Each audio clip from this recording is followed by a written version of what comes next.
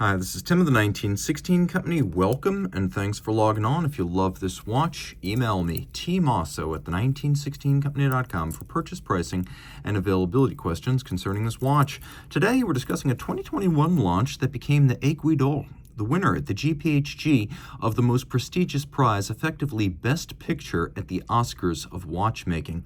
This is the Bulgari Octo Finissimo Perpetual. It is the perpetual calendar, and it takes everything that was great about the automatic version of the Octo Finissimo, and it adds only 0.52 millimeters of movement thickness on top of the standard automatic's micro rotor base.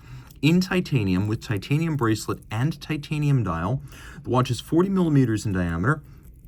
If anything, they're a little bit too modest about this watch because I measured it at authentically 5.9 millimeters thick, 46.7 millimeters from lug tip to lug tip, and then if we add the end links of the bracelet slightly broader, it's 49.4 across the wrist. The lug spacing is 30 millimeters, but as you can see, it's a little bit of an unconventional interaction between lug and bracelets. You can't easily just stick a strap in there if you get a 30 millimeter. You're going to have something custom cut. The bracelet is lovely. As you can see, it has a little bit of a taper as it moves down towards the clasp, and if you look at the links, they're not perfectly aligned as you move across their surfaces, which creates a lower focal plane within the recess between the links, a little bit of nuance that I deeply appreciate. Now you can see there are quite a few removable links built into this bracelet, so you have a lot of adjustability, and then we have a snapshot that is friction fit, double folding clasp here. Simple system. It's got a clever little countersink, so you see how there's a recess inside the links next to the folding mechanism? Well, the mechanism folds into that hollow in the links to keep it super flat when it's on the wrist. So it's just a clever piece of industrial design that you have that little hollow that allows the clasp plus the bracelet in combination to be no thicker than the bracelet in isolation. You can see Bulgari brands this well.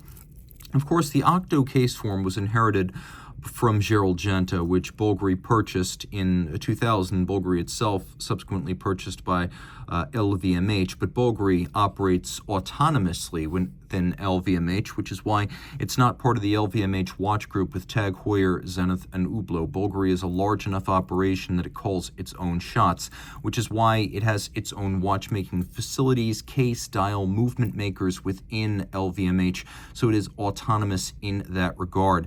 It inherited the elements from the Genta brand, but also took them to the state-of-the-art with the Octo Finissimo series from 2014 on, where the company just saw record after record after record broken for the thinnest watch in its category in each case. And it is worth mentioning just how thin this watch is. Yes, I measured it at 5.9 millimeters thick, but keep in mind the basic caliber BVL 138 micro rotor automatic is 2.23 millimeters thick. This, with the retrograde date perpetual calendar module, this movement is just 2.75 millimeters thick, and the watch is lace-like when you put it on the wrist. Super flat, comfortable, ultra light, being made mostly of titanium and sapphire. It sits quite well, and I'm going to recommend this for a wrist of 14 centimeters circumference or larger. It's got a fairly big footprint, but it's not huge across the wrist, and it's definitely not thick. It is very light. A woman could wear this. It might look a little large, but it would sit securely. There's your down the barrel where you can see the lugs. They're still quite inboard of the edge of my 16 centimeter wrist. The case is reputed to have something approaching 110 facets. And while I have not counted them all, I'm just going to press the I believe button because it is attractive. We have a media blast here and then a dichotomy between hard facets and curves. As you can see, the outer bezel itself, as well as the sapphire crystal, round, but then we look at the inner bezel and you can see it is faceted. The outer case is tiered and faceted. We have a black ceramic cabochon in a small media blasted crown with double row knurling, pusher adjusters for correcting the calendar. The dial is media blasted titanium. Then we have the perpetual calendar, so it does not need to be corrected for irregular length months and leap years. You've got your leap year cycle indicator, your day, your month, and then your retrograde date. It jumps back to the beginning at the start of a new month.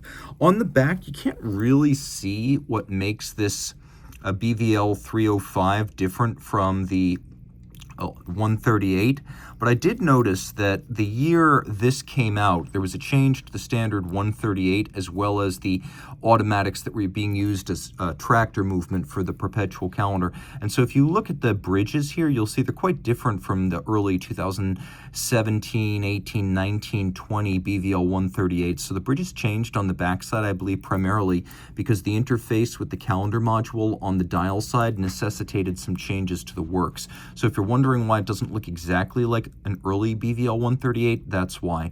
Both the tractor base and the tractor base plus module have backside visible bridge changes, including things like the shape of the bridges and the placement of jewels. Now, it is an impressive movement. Being as thin as it is, it's also large at 36.6 millimeters in diameter. When I said Bulgari is today a fully integrated manufacturer, I really mean that. They can build a movement to fit the case. We have a platinum micro rotor right here with ceramic bearings for super high efficient winding.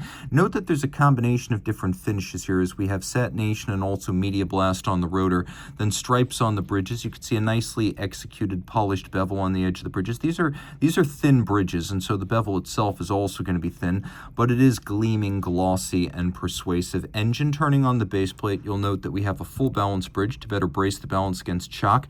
It's a 3 hertz beat rate. All of this pivots on 30 joules, and then it's got an impressive 60-hour power reserve, so impressive in that regard, and also in the way it's constructed. A lot of ultra-thin watches use gimmicks like building the movement into the case back. This has conventional construction, and it is 30 meters water resistant like a standard dress watch would be. Features polished screws and satinated wheels. It is the full package. Reach out to Team Mosso at the 1916company.com for purchase and pricing details.